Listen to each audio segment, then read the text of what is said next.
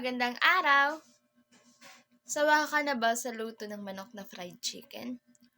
So, may ituturo akong bago na namang recipe para sa inyo. Ito ay tinatawag nating chicken pastel. Paano nga ba ito lulutuin at ano ang mga sangkap nito?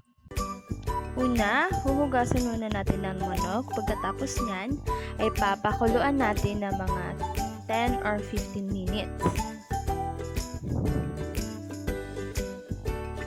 At syempre, bago natin pinakuluan, nilagyan natin yan ng asin. At syempre, kapag kumulo na ito, maaari na natin itong hanguin at set aside para mamaya pag hihimay-himayin na natin, hindi na ito mainit.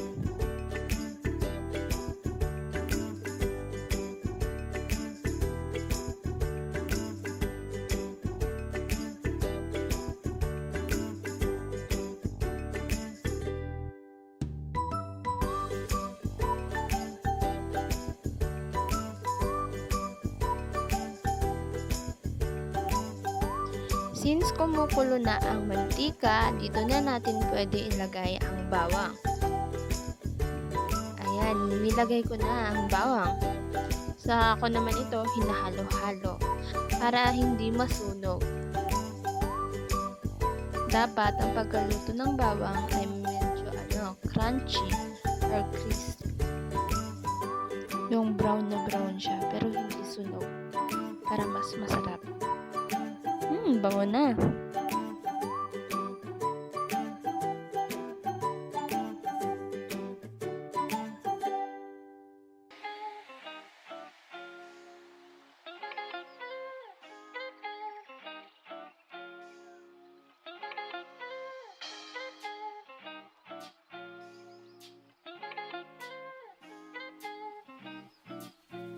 Sa parte na to ay nagdunod na ako ng sibuyas.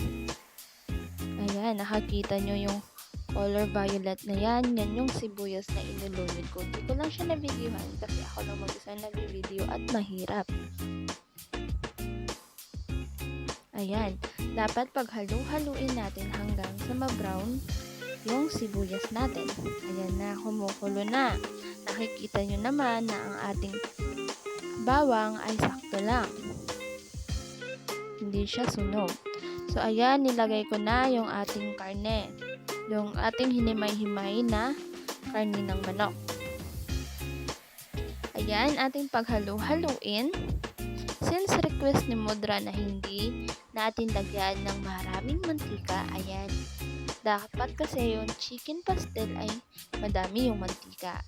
Kaso request ng Mudra na hindi lagyan ng maraming mantika, kaya her request is my command. Ayan, nakikita nyo naman. So, dyan, nilalagyan ko na yan ng asin. Asin para sa lasa niya to. Para naman hindi bland kung ating titikman yung ating niluluto.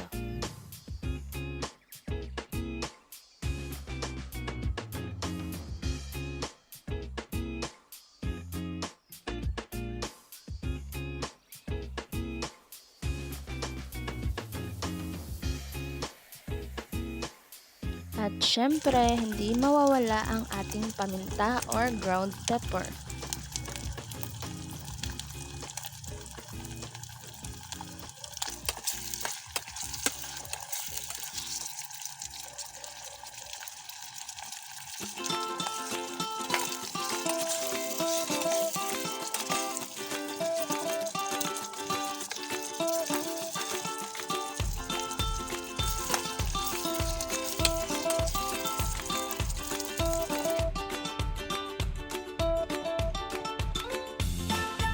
Ngayon ay atin naman ilalagay ang bay leaves.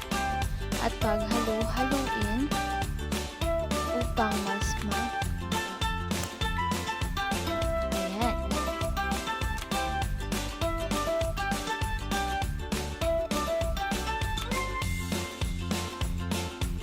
Isunod naman natin ang granules.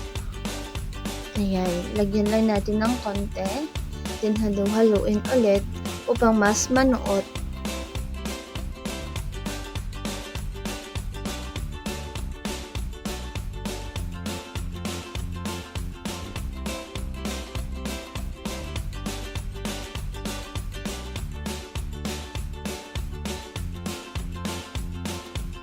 At dito, naglagay na ako ng liquid seasoning, which is tuyo. Optional lang naman ang paglalagay ng toyo, nasa inyo na yan. Pero sa akin, nilagyan ko na para dagdag pampalasa.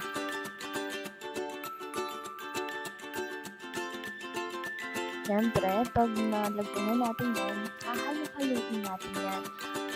Para mas manuot din, hindi lang sa isang part, hindi sa lahat ng part. Para mas masarap ang ating niluluto.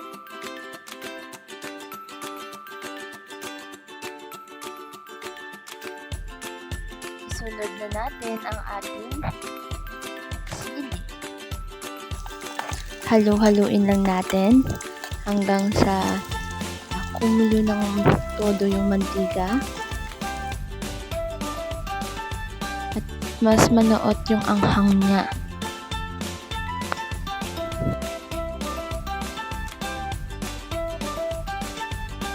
Ayan na, nagsishimmer na.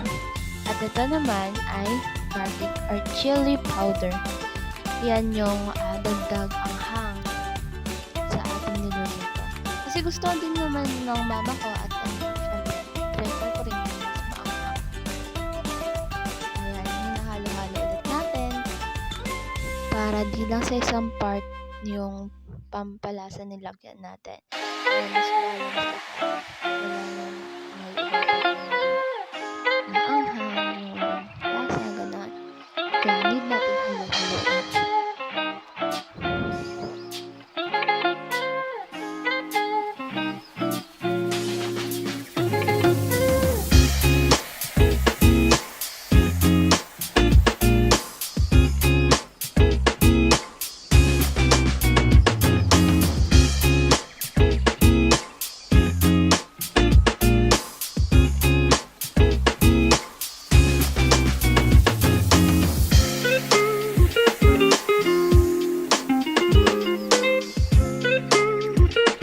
At naglagay na rin ako ng konting asukal para balance naman yung may tamang tamis, may kaunting tamis,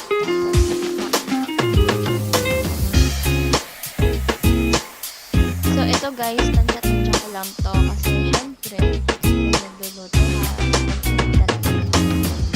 specific depende na siguro if yung lulutuin mo is may measurement at specific measurement.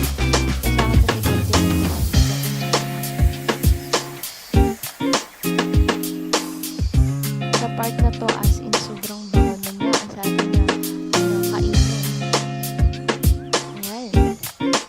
Habang naghahalo ako nan, nagugutom ako. After ilang minutes, shimmer lang natin yan, hayaan muna natin. Mga 2 minutes lang, okay na yan. Tapos, takpan natin at pwede na natin yan hanguin. Ayan, luto na ang ating chicken pastel. Ay, Diyos may nakatakam.